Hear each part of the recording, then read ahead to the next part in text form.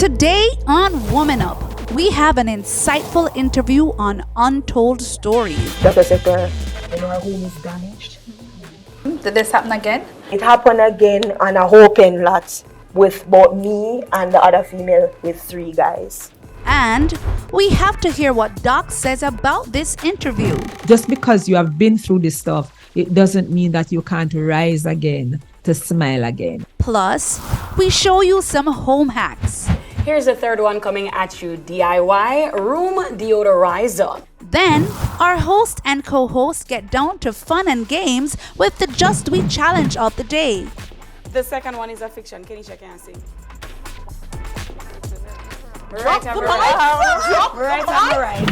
And of course, our takeaways, or as we call them, notable nuggets. Welcome to WomenUP.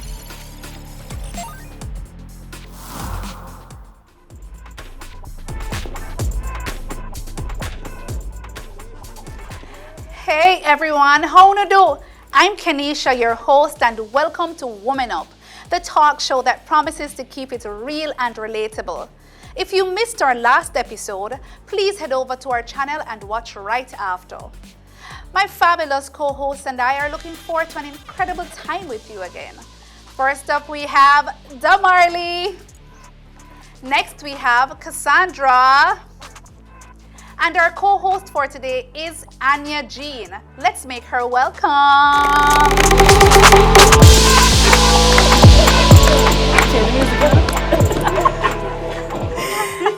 Hey, Anya. Hey. How are you? I'm doing good. How is Ono? We's good.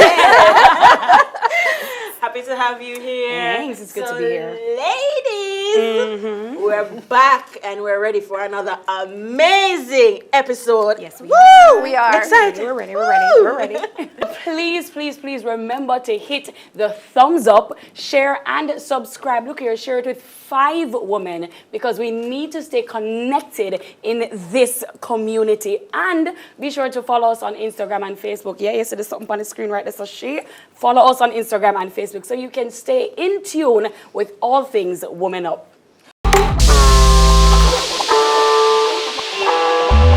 Today we have a special guest, an overcomer who will share her experiences with us. So, woman to woman, we have Melissa Richards here with us today, sharing her deeply impactful story of life after being raped. Rape is often described as unwanted, forced, or non-consensual sex. This is a profoundly important and often silenced topic. It's also a traumatic experience that can shatter lives, leaving survivors to grapple with profound emotional, physical, and psychological scars. Today, Melissa shares her story and the strength it takes to rebuild, recover, and move forward. Let's welcome Melissa.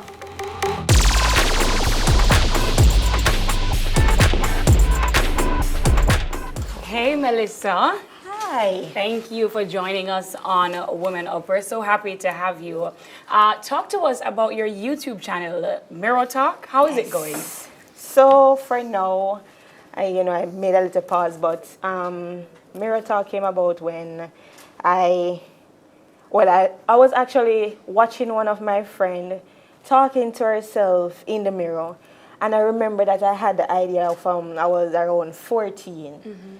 Talking to myself in the mirror, telling myself that I am beautiful and stuff like that. And I dismissed it completely. Then one day I was around my friend and I saw her talking to herself in the mirror. I didn't know what she was saying, but I saw it. And he came back to me and said, didn't you have this idea for yourself? And I actually start the YouTube channel and say, okay, I'm going to do a mirror talk where I basically have persons. So I would set the mirror and persons would sit in front of the mirror and you talk through the mirror about whatever is going on. But I had that idea from I was 14. That's beautiful. That's beautiful. Wow. So you're attending university now. Are you keeping those grades up, girl? I'm working on it. Working is good. I'm working on As long as you're working.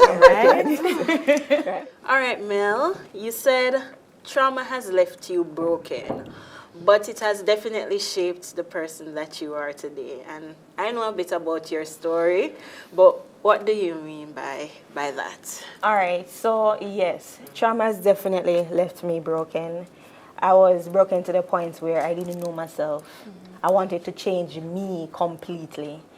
But the person I am now, I'm no longer trying to change me. I am me. I'm more confident.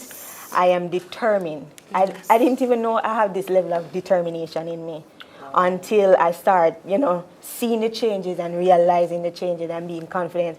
And when I say confident, I stand up for what I believe. That's right. Yes. You don't come to me and tell me that this is this when I know this is this. I stand up for what I believe. So that's the whole difference with it now.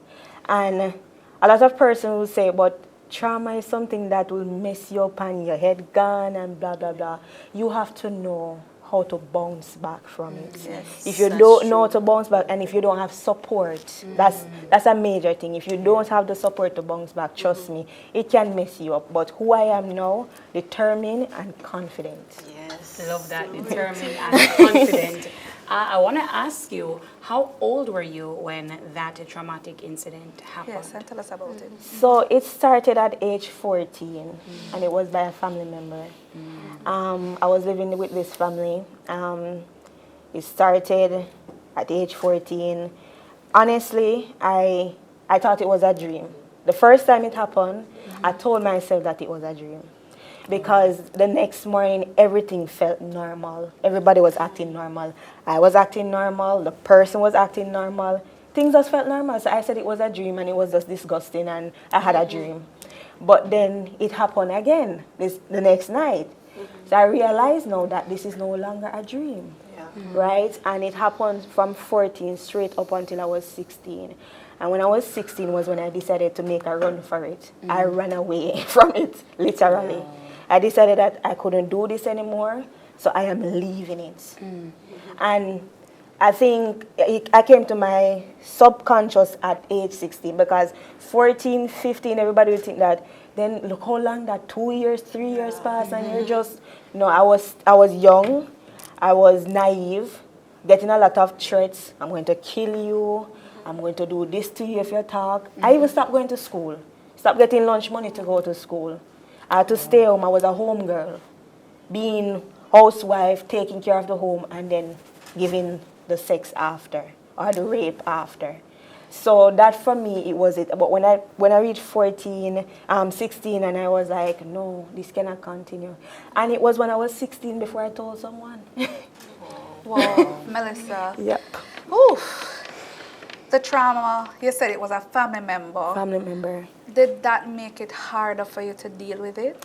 Yes, it shattered me completely. I was so broken. I had trust issues. It messed up a lot of relationships for me. If you tell me that you love me, trust me, it's neither you're not there, because I wouldn't believe you. It messed me up as a person pretty badly. So, and I didn't believe in nobody. I didn't believe in anything. Don't tell me anything. Don't tell me you love me. Don't tell me you care about me. Don't tell me you will look out for me. Because when you tell me you will look out for me, I'm looking for you to hurt me. Wow. You said that 16 was when you came, to yourself, and you finally told someone. But who is that person? Who did you tell? So that person was a family friend. A close family friend. I told her, I sent her a message. I didn't tell her in person, I just sent her a message. And I remember she called. I didn't want to talk on the phone, but she called me. And so to my surprise, she believed me. She was shocked, but she believed me. She openly said, Melissa, I believe you. And I was like, what? Because for what I know, whenever you speak about rape and you tell persons that, I was raped, they tell her that, no, I don't believe that person would do that. That's a lie. Based on who it is, that's a lie. That person would never do that. But she openly said to me, I believe you and I want to help you. Was there any point where you blame yourself or you replay the scene to see if you could have reacted differently? Yes, I definitely did. I blame myself when I look back at it. I was like, why you had to wait until you were 16 to run away? Why you had to wait on this? You were that stupid? You couldn't have seen that this is not right? Why you had to wait so long? So I blame myself, and I keep asking myself, what could I have done differently? What did I do? What was happening? Wasn't I beautiful enough? Wasn't I, something about me had caused it. So I used to ask myself a lot of questions. I used to say, I could have done this differently. Yeah. It's almost as if you're in an argument. I was saying this to someone. You're in an argument with someone, right?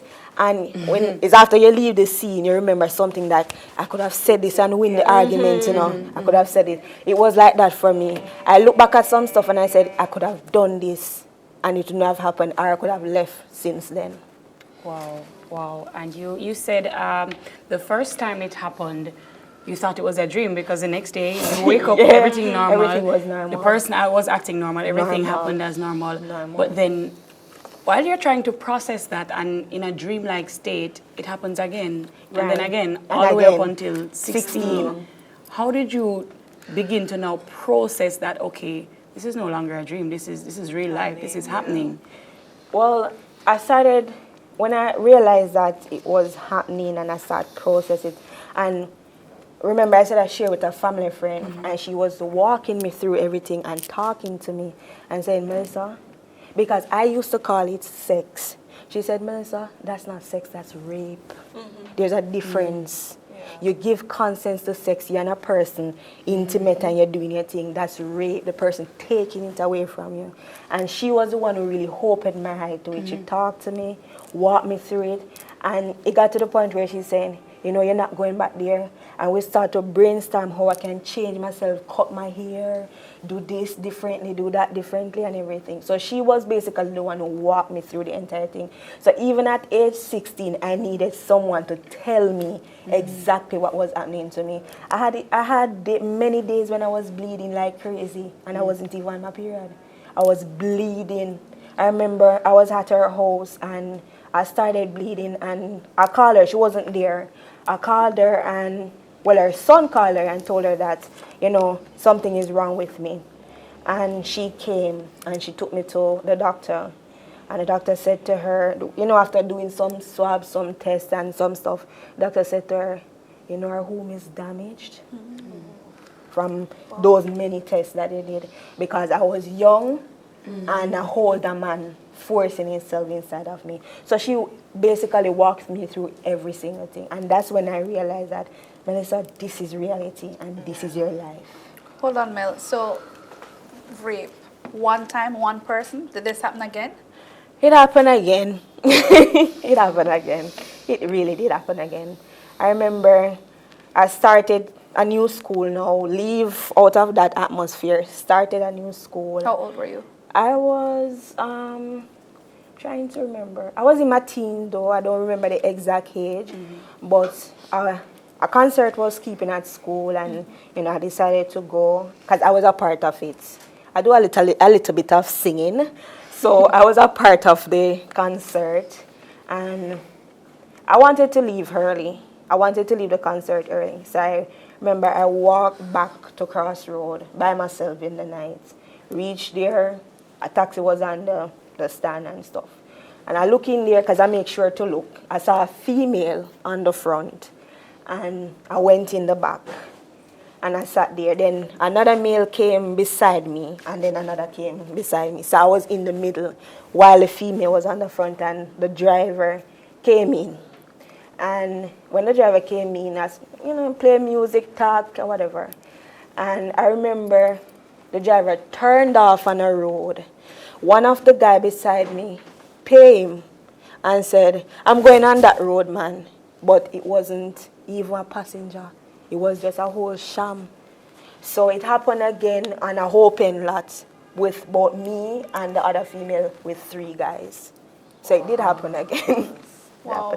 What was going through your mind at that time? Honestly, I was a whole mess. I didn't tell anybody. I was a whole mess. But funny enough, I had this thing in me, and I think I have it from a child. I remember the girl, and when I realized she was pregnant, I started talking to her because she was like, this is it for me. I'm going to kill myself. Sorry, so she got pregnant from the rape? No, she was actually pregnant. While she was raped? Right, she was actually pregnant. So I remember I was going through what I was going through, and I was trying to talk her through to not killing herself. Wow. And we literally walked to Alpha Tree. We didn't get any ride. We didn't even want to take any more taxi. We walked ourselves to Alpha Tree. Afterwards, Yep, we walked to Alpha Tree. from Crossroad. From Crossroad. All right, so we hear now that you're at a better place in your healing process based on what you've said to us. You've healed somewhat. You're moving on. What are some of the challenges that you have faced while trying to cope? All right, so low self-esteem. I had that. I wanted to change myself so badly. I remember somebody introduced me to this skin product. They call it Comfast. It's a bleaching cream. And I jumped on it. I didn't ask any question. I didn't know what it would do to my skin. I just jumped on it. And in less than a week, my skin color started to change because I'm saying I'm not beautiful. Maybe I need to be brown. So I changed myself. I cut my skin. I used to cut a lot. That was my thing. Cutting. I used to smoke a lot. What do you mean cutting? Explain. Razor. Cutting. I use razor and cut up my hand. Chop up myself. But your hands still have the scars Right. on them. So this one, I use a tattoo to cover it. So I used to put on I put on tattoos. I have like over 10 tattoos. So I use tattoos and stuff to feel better about myself. So I cut my hand with razor. I smoke. Anyway, I should get the weed from. If I have coped. Right. If I had to walk from here to there to get the weed, I'm going for the weed. I drink. A party. Just tell me it's a party. I don't know. I don't care where it is. I don't care. It is a party. So I use those as a coping method to block my mind from what is happening in my head. But the cutting and the smoking was a main thing for me. So if I don't go to a party, or if I don't feel like going to a party, I always have a razor. I always have a box or two of razor, and I chop up my hand, just cut. How did you stop doing that? When I realized that wasn't it. It wasn't working. It wasn't working anymore. That wasn't it. That is not it. Cutting myself, the only thing I'm doing is leaving my skin with scars. Right? My scars are a part of my testimony, but I don't want to see the scars anymore. And it's the reason why I use a tattoo to cover one of them, because I realized it wasn't working anymore. This wasn't it. What started working for me is reading, because I used to have, I still do struggle somewhat with anxiety.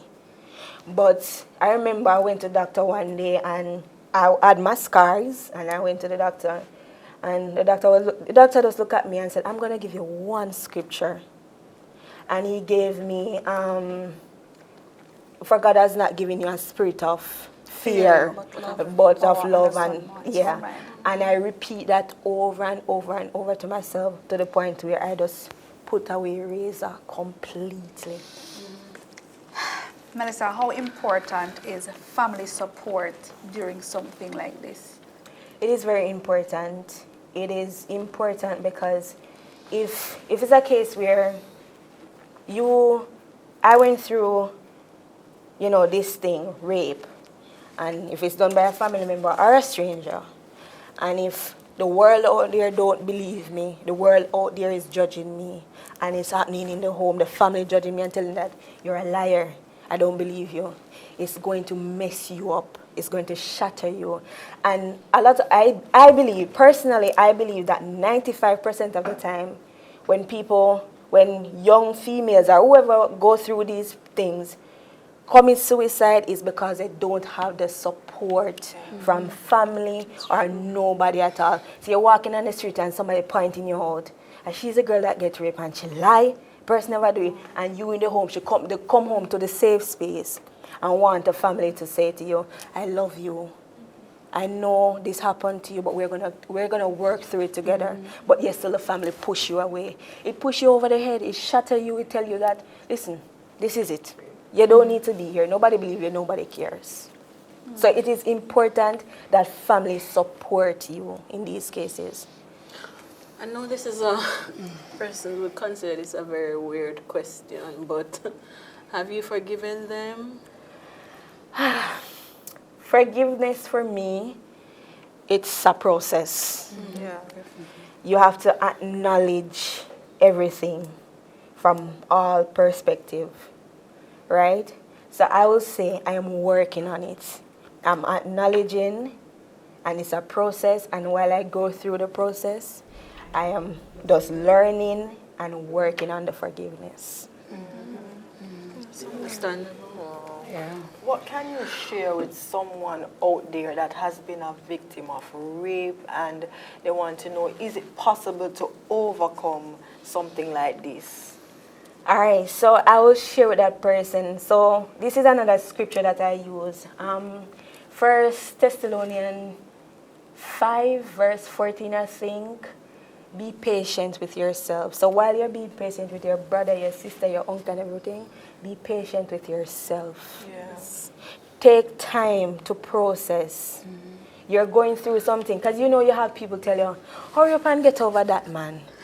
You don't need to dwell on it. Yes, while you're getting over it, you still need to be patient with yourself. It takes time. It's a process. Just like forgiveness, it's a process.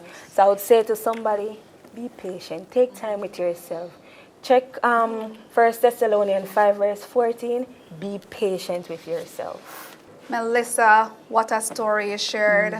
And you mentioned that your scars are a part of your testimony, and you're so true, because there's no experience that's wasted in God. So there's purpose in your pain. So just continue to let God process you and continue to use your story for His glory. Thank you for sharing with us. I have a gift for you, courtesy of Ooh La La candles, and that can help you to soothe your mind a little bit. I know it's a difficult one. You said it's a process, but we just wanted to gift you courtesy of Ooh La La candles.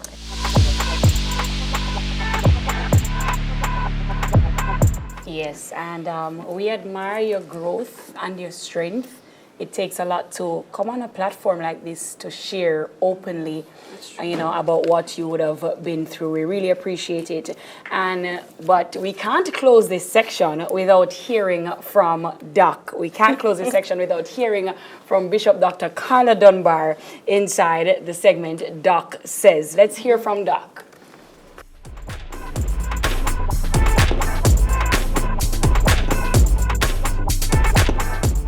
Hey Doc, welcome. How are you? Flabbergasted, I'm floored. This is not the first time hearing Melissa's story, but each time it's fresh again. Hi, Melissa. That was such a tremendous act of bravery to come on the show on a public platform. And I'm really happy to see you ready to share. I understand how impactful the effects, the physical, psychological effects of trauma and the long-term PTSD, post-trauma, stress disorder effects also. So I'm really happy that you're here and that you're able to share, and this will touch a life. Hey, so Doc, as a therapist, tell us how family members can help to contribute positively to the survivor's recovery journey. As I heard Melissa share about the moral support is so important, to just be there, because many things happen, nightmares, anxieties, fear, triggers, flashbacks, all of those things. So to have moral support of the family, it is so important to have someone believe your story, because as Melissa shared, you might have family members, as was with her case, very close family members that you're thinking, this is my safe space.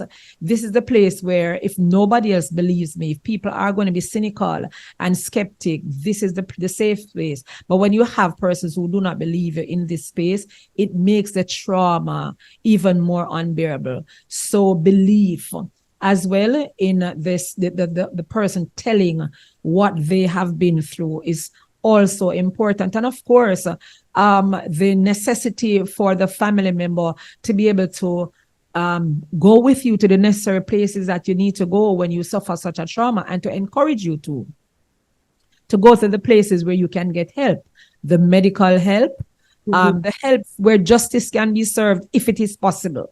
If it is possible, because, you know, the court process can be a long and tedious process of you having to share your story over and over and over. And it's like sticking you into a wound all over again. But when you have the support to go through all of this process, and also to help you to know that you can rise again, like Melissa has done and is now in university studying, it is just tremendous, you know. So you need the kind of support that you need, and that inner resilience that Melissa has to know that she wants to do all of these things.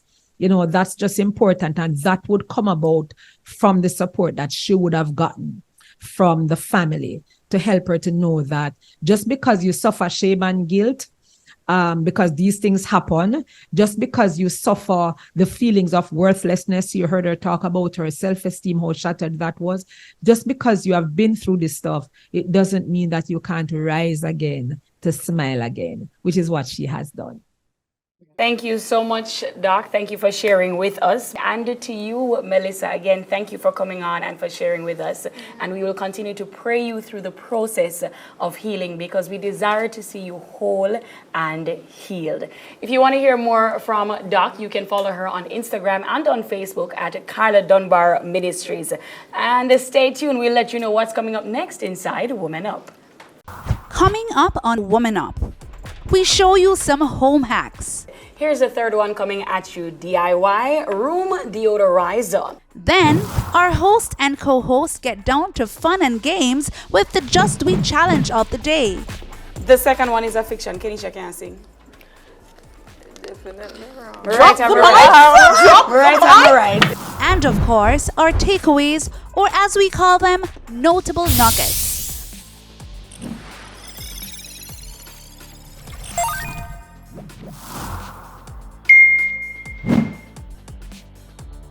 Welcome to Home Hacks, the segment where we teach you alternative ways to do things at home. And first up, we have a microwave cleaning trick. So in a microwave safe bowl, add, some water and a few tablespoons of vinegar. Microwave it for a few minutes, and then go ahead with your microfiber cloth and wipe that microwave clean. It makes it easy cheesy. 1, 2, 3. The second one is shoebox charging station.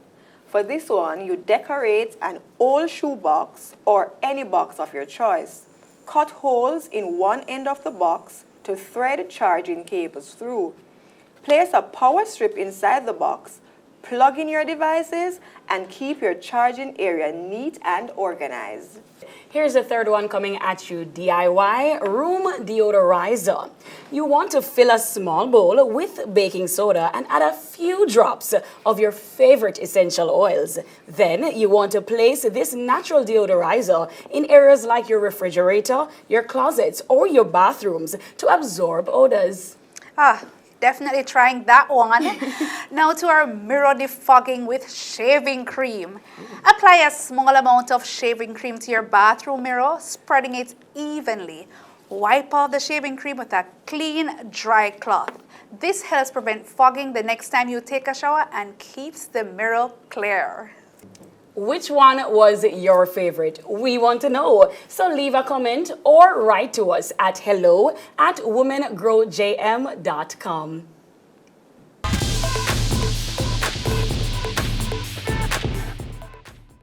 All right, ladies, welcome to a segment we like to call Just Dweet Challenges.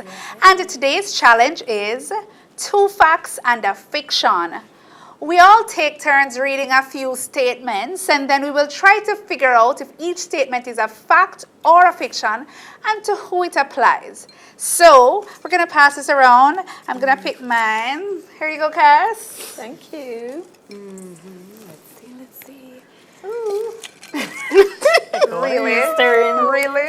Thank you. Let's go. All right.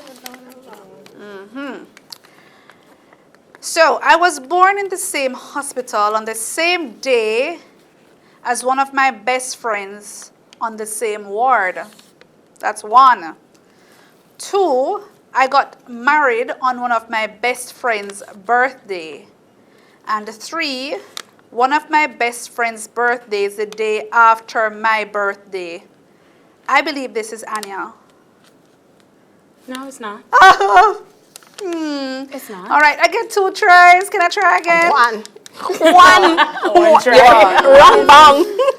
I think it's Marley. Well, you Oh, were wrong yeah, already. she got it on her second try. Right, see, and now I can guess which one is fiction. All right, so I believe fiction is number 1. Born in the same hospital on the same day, that all long something. Is that the fiction? Yeah. Pass over to you. This one says, born and raised in apostolic church, trained dancer and a dance teacher, Hallmark Christmas and a movie lover. This must be Anya. So why you say it like that? Because you fit the description. Wow. I think the fiction here is a trained dance teacher. Wrong. I am actually a trained dancer and a trained dance teacher. Aww. So Which one is the fiction? Yeah, the fiction. The fiction is that I was born and raised in an apostolic church. That's I not- would that's never not it. believe. Really? No. Marley. No. My turn. I love food. I hate the beach. I like to be taken care of. No. No, this fit 2 persons as far as I'm concerned. Ah, let me see. Who do I go with? Dip in me, man, more. Catch up with by store. Can I say Kenisha? I don't know if that's a wrong song, but nah. Then it's. I should have gone with my first choice. You You know? should have. But you get a second chance. The second try is I know it's. It's really It's funny. on you. Because I got Anya. The fiction. I don't think you hate the beach. You love the beach. Correct. Yes. So I got that one. Okay, so then it's obvious who's I have. Yeah. Pretty much. The 3 statements, I have visited 8 countries. I love to sing and I love Julie Mangoes. Kenisha is a traveler, so I think the first one is correct. The second one is a fiction. Kenisha can't sing. Definitely wrong. Right, I'm right. Right. All right, so I can't sing. But you I love just to don't love to sing. Okay. So that's it right there. That's a fiction. So you catch it right. Spot on. A lot of people think I love sing, but anyway, that was fun, right, Marley? Yes, it was very fun. But you see, if you at home enjoyed that segment of Just Dweet challenges, ensure that you stick and tune and join us the next time because we have more fun challenges for you. Yes. What's coming up next, Ken? Ooh, now it's time for notable nuggets. All right. It's time for our notable nuggets. What did you learn from the story shared today? Now, your story may be similar to Melissa's, but let me encourage you to. Romans 8:28 says, "And we know that in all things God works for the good of those who love him, who have been called according to his purpose." This tells us that while we may have difficult and deeply painful experiences, the verse reminds us that God can bring good even out of the most challenging situations. Psalm 147 verse 3 tells us, "He heals the brokenhearted and binds up their wounds." This verse reflects God's capacity to bring healing and restoration to anyone who has experienced emotional or physical wounds. Today, my nugget was that, we all need moral support during difficult times. Family support is really important. What say you? My nugget for the show today Bishop said something, rise. She said something to our guest, rise and smile. And it rang home to me because life happens. Things happen. True. It's always how you bounce back from what happens. And again, you need a community to help you after whatever happens, whatever you experience, to help you to rise and smile again. Once you have life, you have hope. Amen. My nugget for today was forgiveness is a process. Yes. And Yes. healing is a process. Yeah. Give yourself That's some what that patience. Give yourself some Say it. time. Give yourself some grace. True. The Marley said mine. I reiterate, you know, it takes time and it's a process.